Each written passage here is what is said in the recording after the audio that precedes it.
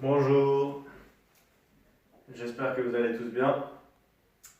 Comme on m'a suggéré et que deux différentes personnes ont suggéré la même chose, de faire une vidéo sur les chutes, je me suis dit que ça serait un bon thème. Et c'est vrai que c'est quelque chose qu'on peut faire tout seul chez soi. Et une autre chose qui est pas mal, c'est que selon comment on le travaille, ça peut être pris comme un exercice, un peu comme les exercices de base. Un exercice de renforcement musculaire, de mouvement, de mobilisation, de respiration et puis de tension sélective. Donc, il y a plein de différentes manières de tomber au sol. Je vais vous montrer principalement celle qui est de la chute en arrière. Et aussi, je vais quand même vous dire quelques-uns des principes un peu universels pour la chute en général. En premier, je vous montre juste de quelle chute je parle. C'est celle-ci. Ça, c'est la chute en arrière de base. Je vous montre de l'autre côté. Ok. Donc, ce que vous voyez là, en termes de principe, c'est je respire. Je décide comment je tombe.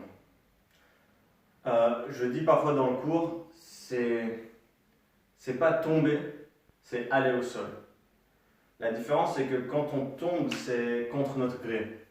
Au système, on essaye d'être très sensible à notre équilibre et notre état interne pour comprendre le moment où il vaut mieux aller au sol que de résister. Parce que c'est en résistant d'aller au sol et en étant forcé que là on tombe et qu'en général on se fait mal. Et en fait, cette décision d'aller au sol plutôt que chuter, elle peut se faire complètement serein, c'est-à-dire je suis là, je décide d'aller au sol. Elle peut se faire quand on commence un peu à avoir d'équilibre et là on se dit je vais au sol. Mais elle peut même, cette décision peut même être prise quand on est en train de tomber. Même contre notre gré, on est en train de tomber et dans l'air, dans l'espace, alors qu'on a en théorie plus de contrôle, là on décide je vais aller au sol et on change un petit peu notre trajectoire ou au moins notre état, donc de tendu à détendu, notre respiration, etc. Et ça, c'est le genre de choses où on a l'impression que c'est pas possible. On a toujours l'impression que pour bouger, on est obligé d'être ancré au sol. Mais en fait, non. On peut bouger dans l'air comme les chats. Vous savez, les chats qui tombent et au dernier moment tombent sur leurs pattes. Et bien nous aussi, peut-être moins facilement que les chats, mais on a cette capacité à changer d'avis. On peut être en train de tomber en avant et tourner pendant qu'on tombe. Vous voyez ?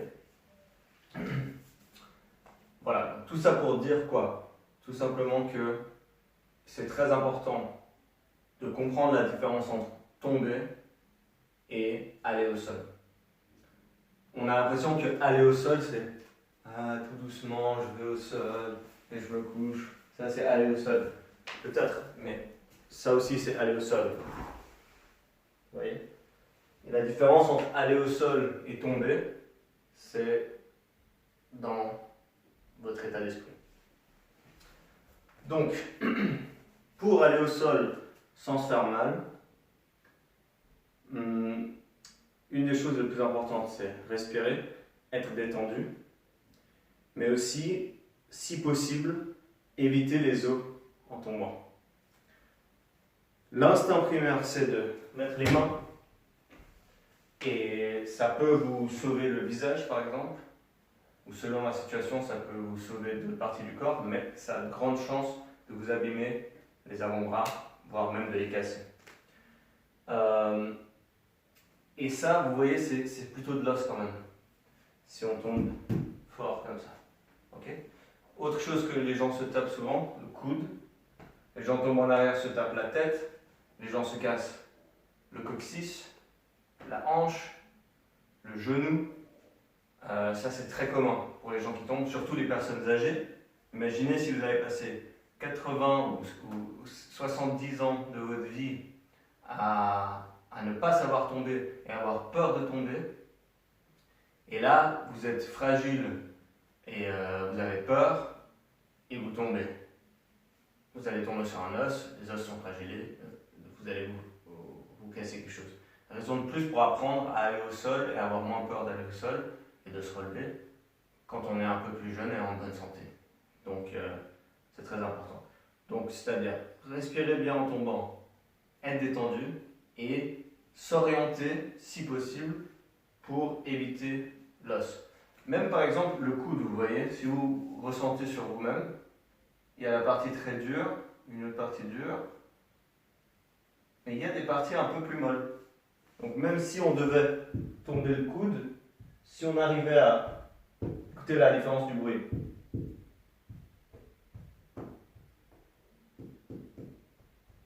Ça c'est quelque chose que vous pouvez expérimenter vous-même au sol ou contre le mur, sans vous faire mal, ne tapez pas fort, mais juste taper assez fort pour avoir le ressenti de la vibration.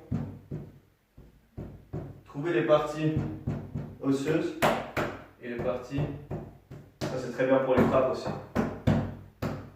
Même sur le poing, je fais une petite parenthèse, sur le poing il y a des parties plus. Vous pouvez jouer avec le son. Pour la chute en arrière sur laquelle on va se concentrer, on va regarder l'idée de tomber sur la fesse. La fesse, c'est vraiment une des parties sur presque tous les corps de tout le monde, la plus molle, la plus charnue, la plus idéale sur laquelle atterrir. Okay. Le risque, c'est que la fesse est proche du coccyx. C'est pour ça que j'insiste sur le fait qu'il faut choisir un côté. Ça n'a pas besoin d'être rationnel, gauche, droite, on peut être dyslexique, ça peut être difficile. C'est pas ça que je vous dis. Quand je vous dis choisir un côté, ça veut dire choisir de ne pas aller au milieu. Choisir un côté. Voyez, peut-être que vous ne savez pas si c'est la droite ou la gauche, mais vous savez qu'il y a deux côtés. Et ça, c'est le milieu. Donc vous choisissez un côté, peu importe le côté. Ça, c'est très bien. Donc on a le coccyx là, la fesse, et là de nouveau, on a des os. Donc il faut quand même un peu s'entraîner pour trouver cette partie. Mais une fois que vous la trouvez, ça deviendra très très naturel de tomber là-dessus. Donc pour commencer, une manière qui est pas mal, c'est tout simplement de s'asseoir sur le coccyx et comprendre. Ça, c'est pas le mouvement sur lequel c'est pas le début du mouvement. Le début du mouvement, c'est se poser sur une fesse. Vous voyez? Donc vous asseyez sur le coccyx, vous choisissez un côté, peu importe, et vous allez sur la fesse. Vous n'allez pas trop loin, n'est-ce pas? Mais vous ne restez pas sur le coccyx, vous trouvez la fesse. Ok? Et là, une fois que vous êtes sur une fesse, vous allez dérouler la colonne. Dérouler, c'est quoi? En général, quand on fait le lever de buste, on essaie de garder le dos droit, n'est-ce pas? Et là, on veut dérouler. D'accord? Donc la colonne, au lieu de faire comme ça, elle fait avec ce joli bruit. D'accord? Donc vous choisissez une fesse et vous déroulez la colonne. Et bonus, vous pouvez mettre la main derrière la tête. Donc, là aussi, les gens ont tendance à aller trop loin sur le côté. Vous voyez? Comme ça. Et là, ils tombent sur le côté. Ils tombent sur l'épaule. Non, c'est presque comme si on allait rester sur la colonne. Mais vu qu'on a commencé sur la fesse, la colonne, on va de toute façon l'éviter.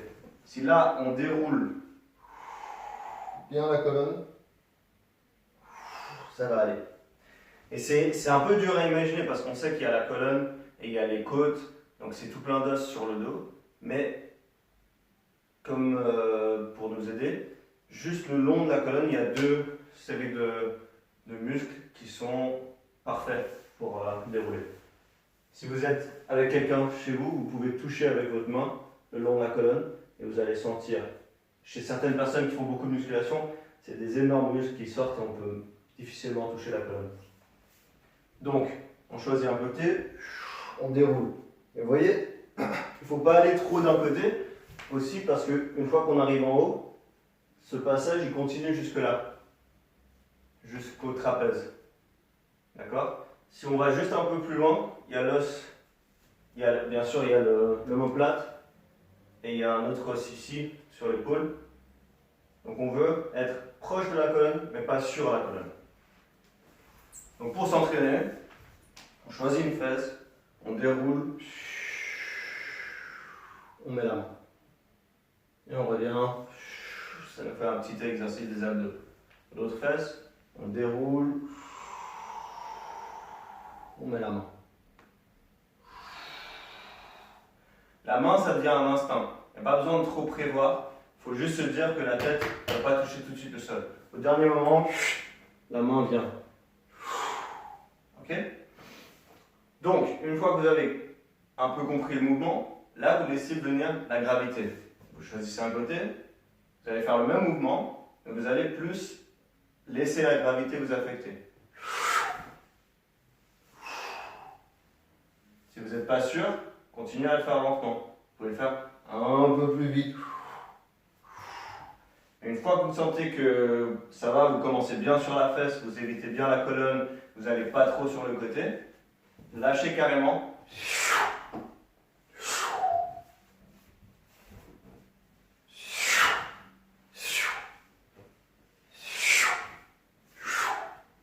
Et bien sûr, soufflez bien.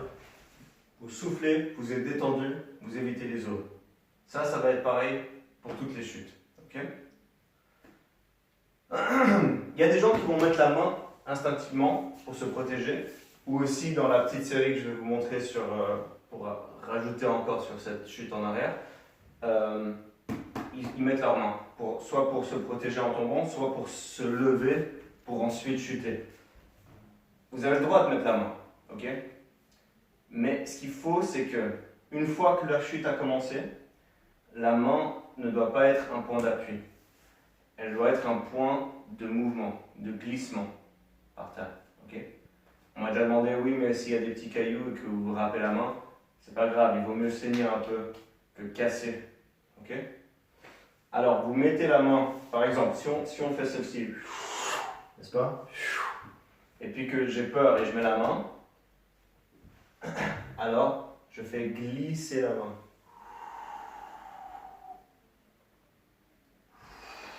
Même pour me relever, je peux faire glisser la main. Ok? De ce côté. Voilà.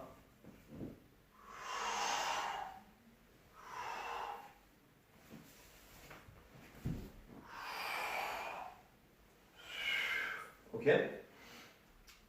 Donc, prochaine étape pour s'entraîner à ça.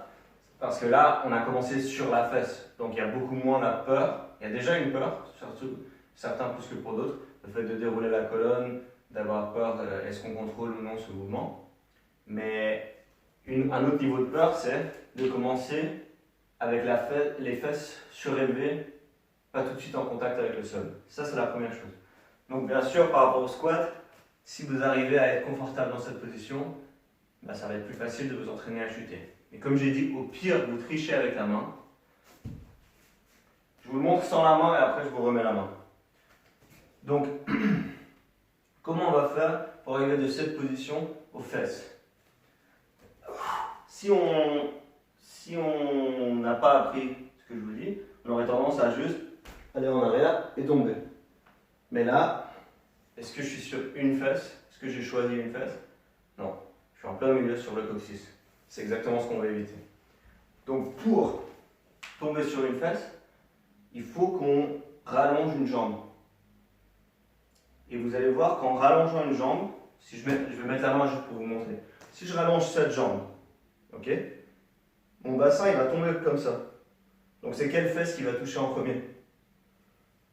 C'est la fesse de la jambe allongée. Ok? Je suis comme ça.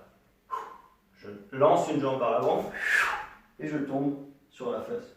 Une fois que je suis sur la fesse, je déroule comme avant.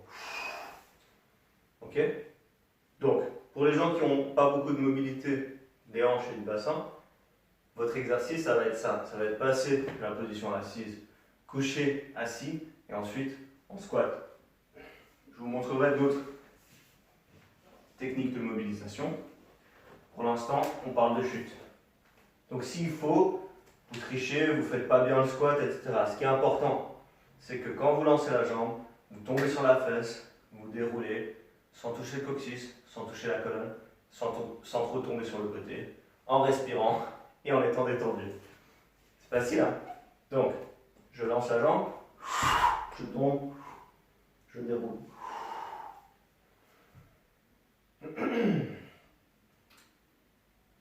Si ça, c'est facile, et vous avez envie de vous compliquer encore la vie, qu'est-ce qu'on peut faire pour rendre plus compliqué?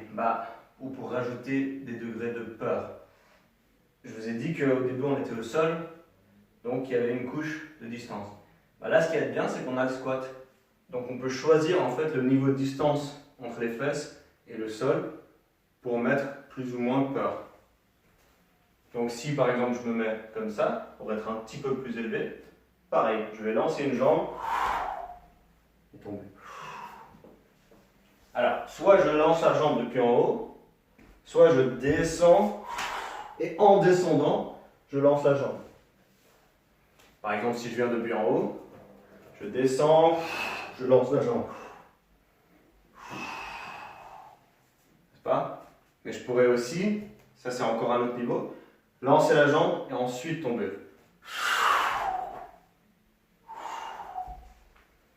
Et ça c'est un peu le niveau final de cette chute en arrière. C'est d'être debout, lancer la jambe, tomber. Et vous voyez ce mouvement de lancer la jambe, c'est un peu comme recevoir un croche-patte. Si on essaie de me donner un croche-patte sur cette jambe, je pourrais essayer de rester en équilibre sur celle-ci. C'est une possibilité. Mais je peux aussi décider, je perds le soutien, je vais peut-être tomber. Plutôt que de tomber, je choisis d'aller au sol. Voilà. Faites attention, ok? Si vous n'êtes pas sûr du mouvement, restez sur les mouvements simples avant de commencer tout de suite à aller dans les mouvements debout, tomber d'un coup, ok? Je ne veux pas que vous vous blessez et que ça soit de ma faute. Respirez bien. Soyez détendu. Évitez les zones. Après, il y a plein d'autres manières de tomber. Et ils suivent tous ce même principe.